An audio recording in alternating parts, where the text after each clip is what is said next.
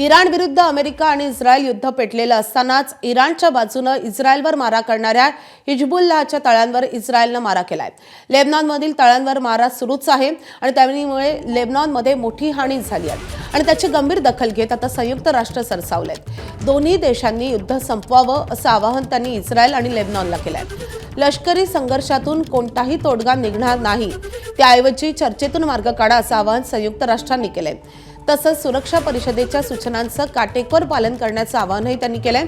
गेल्या 10 दिवसात लेबनॉनमध्ये प्रचंड हानी झाली आहे। युद्धामुळे 8 लाखांहून अधिक लेबनीज नागरिक विस्थापित झालेत, तर 103 मुलांचा 800हून अधिक लोकांचा मृत्यू झालाय।